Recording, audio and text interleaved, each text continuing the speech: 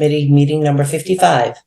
Today is Wednesday, November 8th, 2023, and the time is 5:33 p.m. Linda, if you could do the roll call, please. Thank you. I'm going to start the roll call with Mike Picardi, who's absent. Stacy Rizzo. Absent. Susan Gravellisi. Here. Dr. Kelly. Here. I'm at a conference actually that I know Stacy is at as well, and she is doing her duties as president of the school committee organization. So I'm sitting in my car out front, but I don't think that she was able to escape. Excellent. Thank you. Carl Swinson. Here. Christopher Bowen. Here. Joanne McKenna. Here. Rich Biscay. Absent. Don Ciaramella. Here. Nick Rystrom. Absent. He had emailed me earlier. Jerry Visconti. Absent. And I'm not sure if the terminology now is Mayor Patrick Keefe, acting Mayor Patrick Keefe, or Patrick Keefe. Patrick M. here. Thank you very much. All right. I am going to kick it over to Brian and Perkins Eastman, because we are not going to do any invoice approvals today, and meeting minutes are still being worked on from our last meeting. Thank you, Linda. So yeah, we're going to cover all the busy work at next week's meeting, and I'm going to dive right into the slides. And let me just get this into full screen mode.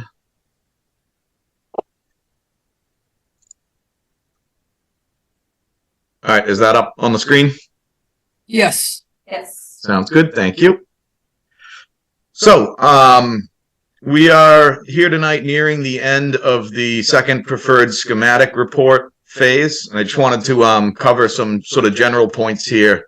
The goal of the preferred schematic phase is to pick a preferred option to proceed into schematic design with. That option will be studied more in schematic design. And at the conclusion of schematic design is sort of when we lock in design, schedule, budget, etc. So really the goal of the next 3 meetings is to look at these options and decide what to proceed to schematic design with. Nothing should be considered final. Another 4 or 5 months of research in schematic design will make these evolve. The next vote out in July, well, not the next one, but approval of schematic design is where everything becomes official, final budget, etc. At the end of SD, the next phase, MSBA will then offer the project scope and budget project funding agreement. That's, again, the part of it that sort of locks this all in. Right now, everything is really just set up to pick a preferred option. So tonight, we're just going to go through this presentation. It includes a bunch of old slides about design that we're going to sort of go through real quick. And if anyone wants to stop and talk about the design slides, we certainly can, but it's all same slides you've seen before, not new information. We just wanted it to be sort of a self-contained presentation here. We can go over any questions folks have tonight, but we have a meeting scheduled for 1 week from now, really to, other than meeting minutes and invoices, to go through any questions that you come up with tonight that we can't immediately address, any questions that you come up with this week. You all have my email address. If you come up with a question later in the week, the weekend, next week, email me. We can cover the topics on 11/15. And then we'd like to regroup at the end of the month, 11/29, to select an option. And I am sort of noting that could happen on the 15th, but I do encourage people to sort of suggest more detail that we could cover, give us topics, give us questions. We can cover that next week and we can select the option. We will then get you the preferred schematic report, and we'll have a meeting in December to vote to submit that report prior to the MSBA deadline.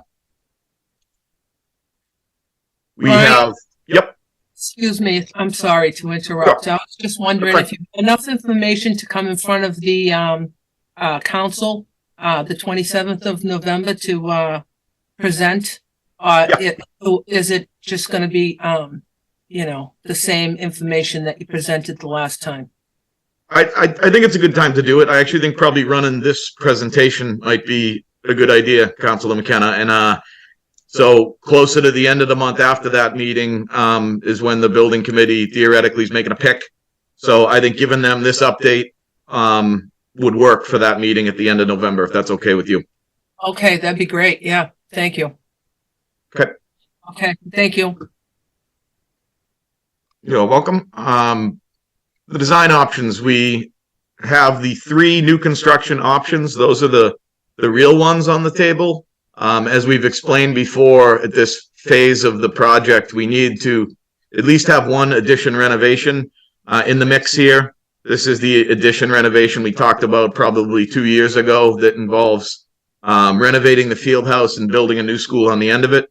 The graphics are a couple slides later. We can look at that. And finally, you always have to entertain a base repair code upgrade. The base repair doesn't have any graphics, so I'm going to pick on that for 1 second. Just remind folks that what that means is basically strip the building down and bring it back up to code, accessibility codes, energy codes, etc. Doesn't add space, doesn't really reconfigure space other than where we need ramps, where we might need to make bathrooms bigger. Doesn't solve any problems like lack of science labs, lack of additional space. So keep in mind that base repair is really just the bare bones, bring the existing building up.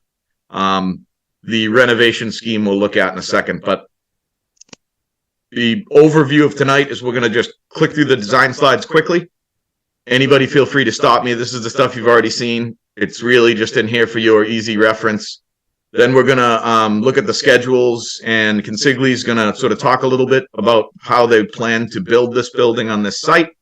We'll then go through some comparative cost information, and then we can do whatever Q&A we have tonight. Like I said, get in touch with me later in the week if you have additional questions that we want to cover next week. So very quickly, I'm just going to jump in if we want to pause and there's any specific questions, but this is all the stuff that everyone's seen before, including the council. This is the courtyard 4-story scheme with the fields shifted over to the east of the site. These are the plans that we've already reviewed for the 4-story courtyard scheme. And the little isometric view of the building itself and the area around it. This is the 5-story triangle concept, triangle scheme. Again, everything already reviewed by the committee, different building configuration. This is the first floor of the triangle 5-story scheme, the 2nd, 3rd, 4th, and 5th. And the isometric view of that option. Last new option is the triangle 6-story scheme, and you can just see the building gets a little tighter down in this corner because we're going up further. First floor and floors 2 through 6 on the 6-story scheme. Isometric view. This is the ad reno scheme that basically, as you can see, involves keeping the field house, building new academic spaces out into the site. I already quickly mentioned why the building committee previously was not interested in a code upgrade, but this is another option that sort of fell by the wayside, was voted off a long time ago. But since we're back in this phase, we need to include it. This does the one benefit to this scheme is that you end up with more athletic space because you currently have more athletic space in the building than the MSBA guidelines allow. Everything else, to be honest, is worse on this. This would be a lot more disruptive to build. It really bisects the site in two, makes site circulation for vehicles tricky. And you'll see in a little bit, it's not any cheaper than building an all-new building. So this scheme was eliminated for those reasons and others. It just has to be included here. We have some of the old plans that show sort of the renovated gym and locker and field house area with the new building built off it and the upper floors over on the left here. Just a quick isometric view. This is sort of really how you can see this sits in the middle of the site, splits the fields, circulation and everything be real tricky. So jumping into schedule real quick, and I know there's a lot of words here, but basically I think we can only quickly touch on schedule because they're all the same. The way this worked out upon sort of detailed analysis is that the schedules are neutral. Now, the 3 new schemes obviously will feel a little different than the 2 renovation schemes. The renovation schemes are always going to be tougher on the existing facility. We'd have to rotate through the building, do renovations in different areas, move safety stuff around, move containment around. So these ad renos, same schedule, just going to be a lot more painful getting there. All of them, we would be looking to start work on site prep next. I didn't copy a new version of this. I meant to say December 2024. Christy, thank you for pointing that out the other day. I mustn't have copied that in here. End of 2024 is when we'd like to, when we need to sort of get into ground on the culvert. We're going to talk a little bit more about the culvert when we get to costs. We have that on a separate slide, but all these are queued up by getting into the site next December and spring of 2025, getting site prep in place so that we can really start building by the summer of 2025, get the building done and opened for the beginning of school in 2028. Occupy, we have it listed as August here, start of school. The fields would all be complete in the summer of 2029. Project would be complete at the end of 2029. And we added this right column for fields offline here. The other topic, other than the culvert that we're going to cover a bit tonight, is the required use of Ambrose Field for parking. And for all of the schemes except just the code upgrade, we're going to need that Ambrose Field for parking, not the playground, but the field. We'll talk a little bit more about it in the coming slides. For the just upgrade the building to code, we would need the 2 fields behind the school. We would not need Ambrose. So you can see that more or less there's a 5-year span here that we've got to occupy these fields. I'm going to have Consigli quickly walk you through how they envision building these buildings. Pretty much we're showing, before I turn it over to them, we're showing one of the schemes here. This is showing the Triangle 5 scheme. These phasing concepts don't vary for the 4-story, 5-story, and 6-story scheme. So schedule's sort of neutral and phasing's a little neutral. It's just a version of this that shows the new construction and then a version that shows the ad reno scheme. So if you don't mind, quickly, Consigli, could you just sort of walk through some of your thinking about how we'd build this? Sure. So construction access would be off of American Legion Highway, and trucks would flow, around the new building, sort of counterclockwise, and work would flow sort of from the left of the page over to the right. So we'd essentially be building our way out of the site, if you will. We've identified locations for laydown area, site trailers in the existing parking area, as well as Ambrose Park for potential parking. So that's just the first phase of new construction. The second phase of new construction is when we switch to the demolition of the existing high school, sort of working our way again, out of the site from page right to page left. And essentially, once that's complete, we build the new fields and we're done. For the ad reno logistics. And we don't need to go through this detail. I included these just in case people are curious about the detailed sequence, just so you know what it is if you want to click through these pages. For the ad reno, we'd start by constructing the new academic wings. So, working our way, similar access would be off of American Legion Highway for construction vehicles, and we'd work our way page right to left. Next, we would do the renovation portion of the work in the center of the building.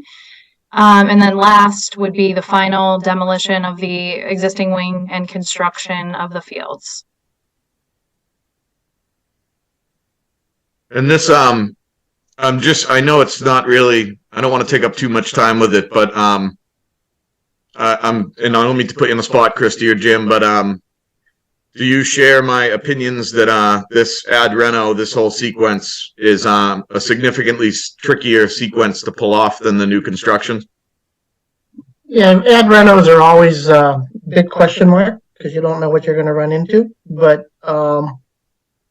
logistically, we have the fields available on that side for lay down and stuff like that. So it has some advantages, but like you said, we don't know what we don't know yet. So, and at the end of the day,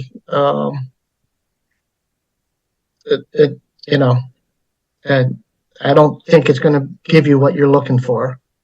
And again, the level of complexity all depends also on the culvert, right?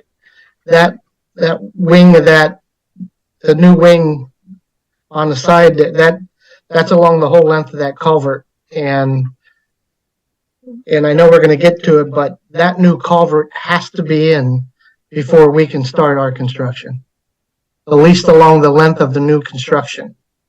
That's our primary means of access to the whole site, is along where that culvert is.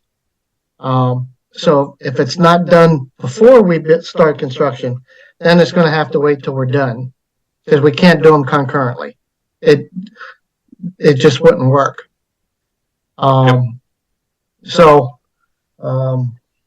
I don't think the city and the designers can be ready to start that culvert replacement by next winter. Yep. That's probably the biggest thing that applies to any of the site is the culvert, and we will talk about it a little more, but it more or less one way or the other is going to have to be merged into the sequence of building on this site somehow. And that would be go ahead, Jim. And just to explain, if all the other new ones, why we go from right to left, if you want to just flip back to one of them, the new ones, new construction. Yeah, the reason we go right to left is that when we start, we're going to have to erect the crane on top of what is now the culvert or in the field, okay? And then we will walk the crane over to that left-hand corner and start erecting and backing out of the site. But we need a place at the end to dismantle the crane. And the only place to do that is along the highway. The existing parking lot will serve as an area that we can spin some longer trucks and be able to make the radius around the building as an empty vehicle. So that's the reason all the new constructions go from left to right. It's just means of access and being able to get steel to the crane and feed the crane efficiently. Got it. Thank you. Brian, I don't know if this is a question for now or when you go through the culvert, but are there more costs if you do the culvert, after the building construction as opposed to an enabling job before construction takes place at the building? Other than escalation, because it's going to be 3 years later. But that means you're going to have the front of the new building all tore up for a longer time for, Yeah, I thought it wouldn't make sense to build I thought it. there were some improvements we had to do there, but Honestly, it's going to be the biggest topic of schematic design on this site, is figuring out when that happens, how it happens. Right. As Jim Hervel's explaining, it really does impact the ability to get this building built. I mean, you're going to have. Not a question, but is there a path to get it done beforehand as an enabling job? I think that's to be determined. Yeah, I don't know what the timing is on the engineering, and it's a big ticket for the city, and whether or not it fits in their overall fiscal plans finding the money for the school and finding the money for the culvert. I think we've seen just the stretch that's on this piece of property. What was the number, Brian? 35 million? 30, 32, 33, I think it came out to. Yep. So if they're replacing the entire culvert, you're probably looking at a 70 to $100 million job. That may take a lot of study to understand all the water flows that come into this thing. Yep. So I don't think it's an easy engineering analysis to figure out where all the water's coming from, what all feeds it, what can be diverted while it's being built. And, if we get a wet year, how do we deal with the water while we're trying to put the new in? Yep. There's a lot of technical challenges to the culvert.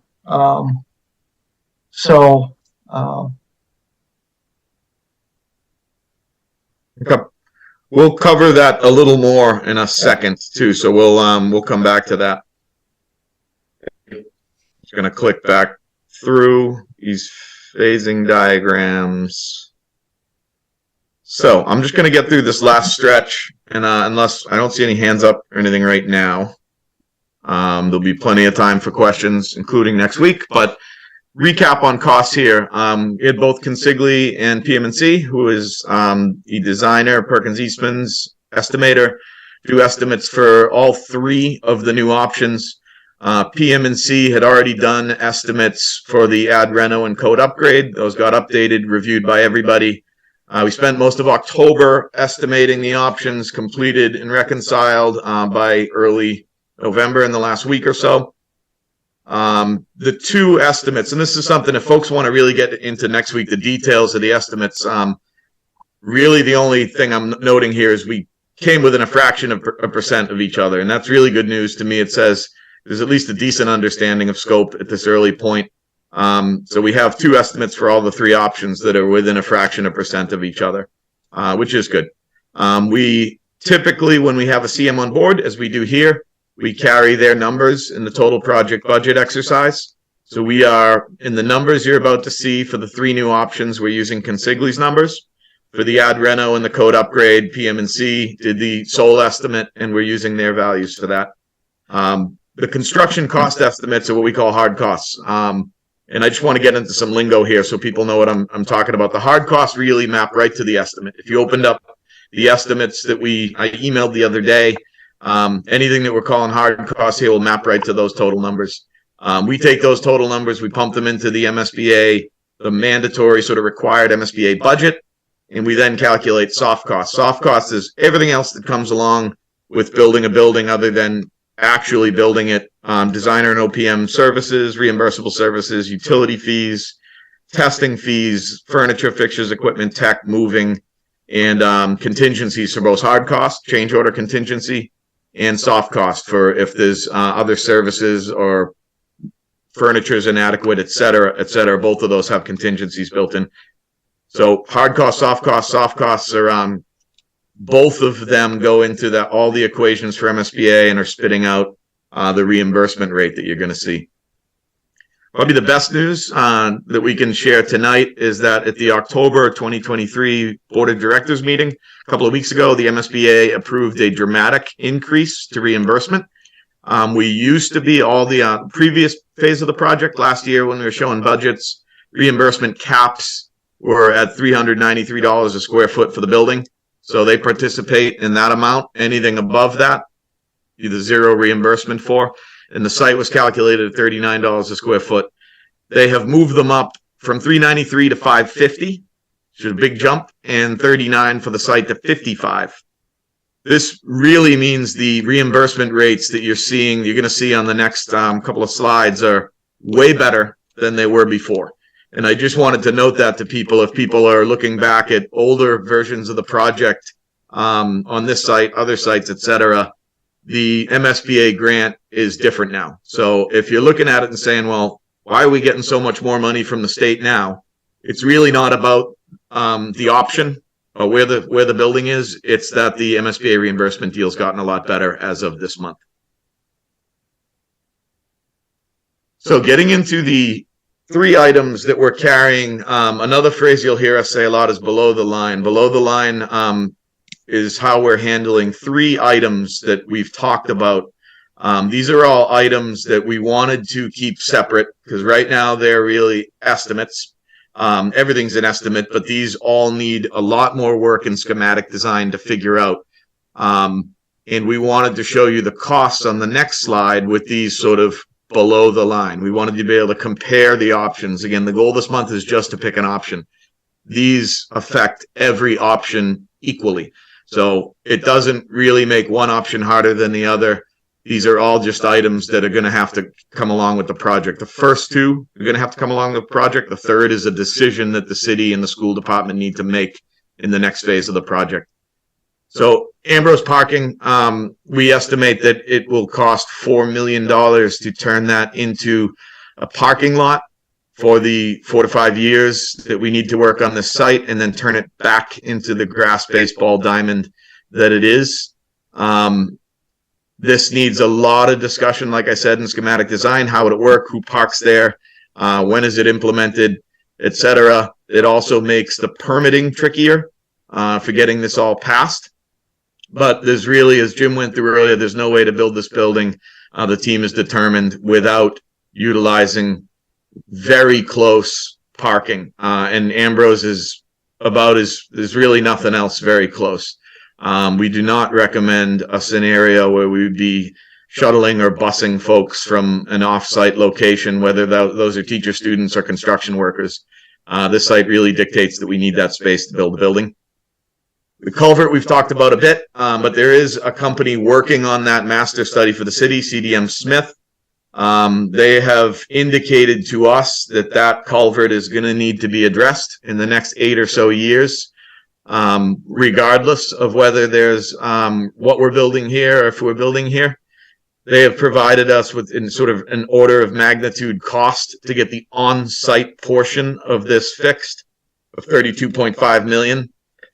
Like we stressed earlier, this really would be the biggest focus of schematic design to figure out when this can happen, how it would happen without interfering with the project schedule, who's building it, who's finishing the design. There's a lot of questions about this, but it's something that has to be considered, comes along with the project. Ultimately, if we're approving a project next June, July, August, approving a final budget here for a project, we're going to the city's going to need to approve a budget to at least get this segment of the culvert work done. It doubtfully could happen before, just because we'd like to get started next December anyway. If it happened afterwards, as Jim alluded to, it would require tearing up roads that are brand new, etc. Maybe there's some middle of the road solution where we don't quite finish work in front of the school. It'll need more work in schematic design, but again, I just want to try to keep people on task that this equally harms every option. Our goal right now is to pick an option. This will get all of our attention during schematic design to really resolve it between our team and CDM Smith. Last item that is sort of an additional cost is the item that the city and school department are going to need to make a decision on in the next phase. We estimate that it would cost $9 million to design and build a administrative office building in the existing parking lot, which in the end would be the parking lot for the new building as well. So this would take up 70 parking spaces in the final design that more or less would be a permanent loss of 70 spaces.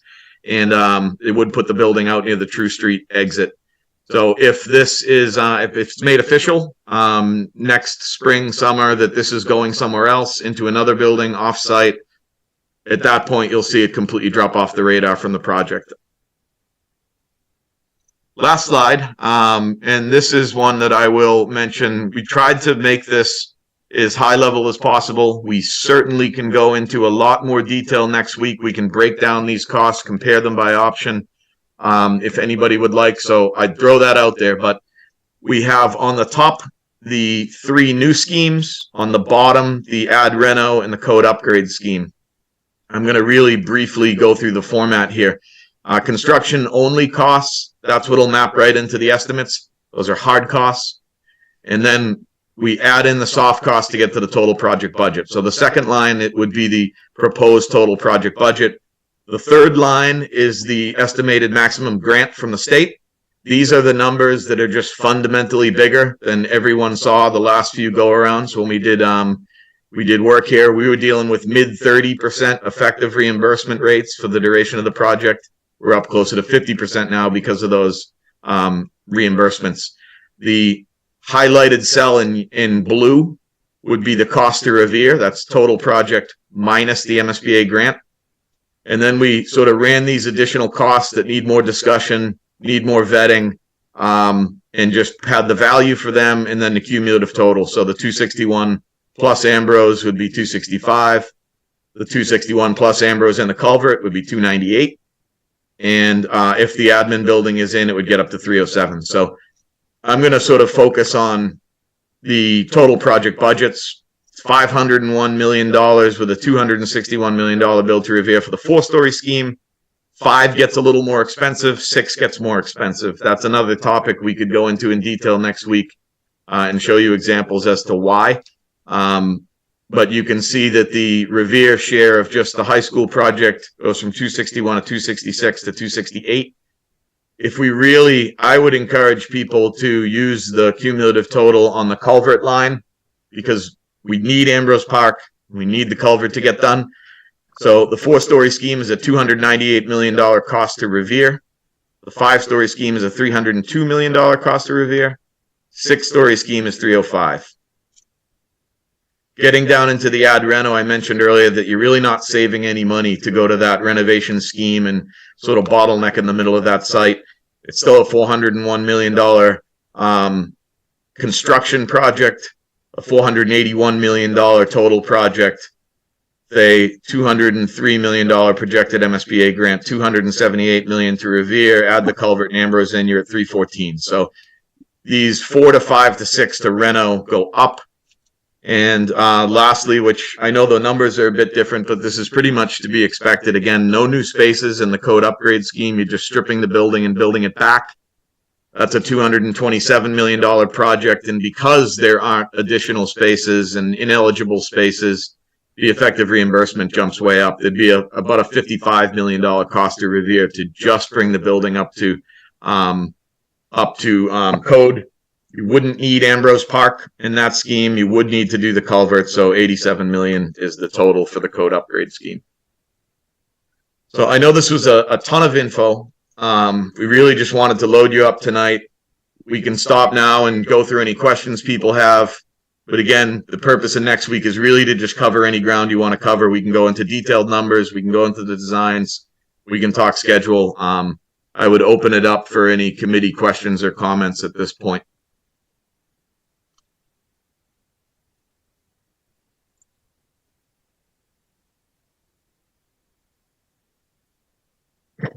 I probably put everybody to sleep. I'm sorry. No, sorry.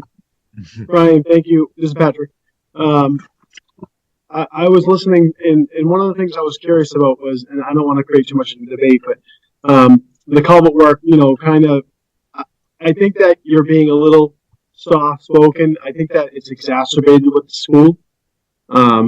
Much exacerbated, that's how I read it, and that's how I felt it was. I think that, leaving well enough alone and just at maybe having slight renovations over there with the field and normal wear and tear where it wasn't going to be as immediate repair as possible. But the school build was really exacerbated. Correct. I agree. Yeah. Okay. Just want to make sure. And listen, I'm not trying to get, we're past the elections, right? So it's great. But the reality is building the school where it's going to be is going to generate an additional $32 million of unreimbursable fund meets. Yeah, and honestly, I can't understate the complexity of adding that to an already tough site. Sorry, go ahead. Minimum. It was actually $30 to $40 million was the recommendation. Yep. It really, and it depends on, they're working on a design that they think, CDM Smith is who they are here. They're hoping to have a design by the end of the year, sort of a schematic design of how they think it should cut through the site, depending on how efficient that line is point to point. could be on the lower 30 end, depending on how many zigs and zags, et cetera. It could be higher than that. So needs a ton of additional research. And what I wanted to say is I don't want to understate, this is already a tough site to build on. It's a cramped site. Phasing's tough. It really does add a lot of complexity to figure out when that culvert can happen in harmony with the school without just pushing either one of them off for years. And can I just add also that just to be clear, the 32 million, Brian, that covers, you said something that I wanted to just kind of clarify. That covers only the portion of the culvert that is on the school property? Correct, yes. So it would really, there's really other costs associated there, right? Or no? I would certainly think so. That's ultimately what the CDM Smith study has to spit out, is what has to happen upstream and downstream of this, and when can it happen. So there's more questions than answers on when that all can happen, partially because maybe we can't just fix the on-site portion without upstream versions in the western part of the city being done. They really got to get to the conclusion of what their hydrology study is, and quickly, and advise us what it needs to look like running through this site, so we can at least figure out when this piece could happen. And I would just chime in that, you know, from someone who has been responsible for a lot of projects, having your project dependent on something like this, you have to understand that what you think the schedule is going to be is not something you really know right now. So you can say whatever dates you put on there, but this is not sort of an incidental schedule risk. Forget the dollars for the minute. This is not an incidental schedule risk, just because there's so many unknowns, how you contract for it. So just everyone should understand, this is a very significant schedule risk. It sort of, you know, gets all my sirens going. Very true, Jeff. Very true. This is Don Charavella from the city of Revere. So we already understood that there were going to be many challenges with this culvert going way back. I think we tried to present that. And see, this is also a project that we knew that we were putting out way far out, because we're still very involved with our consent decree. So we're mandated to spend millions of dollars on storage.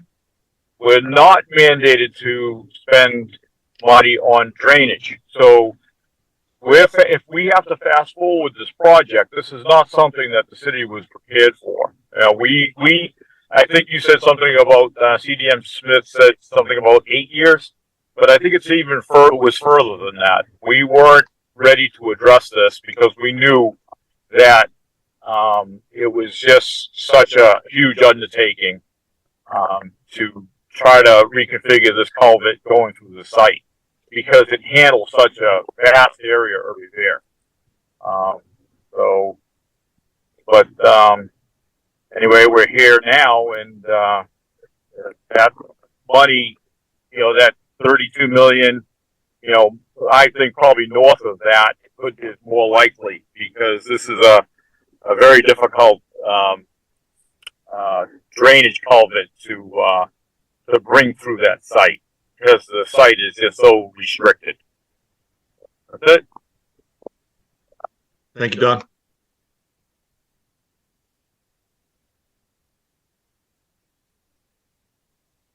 Any other committee questions? And I know I'm repeating myself, but get in touch with me anytime outside the meeting if you'd like. If you have any questions, we can cover it next week as well.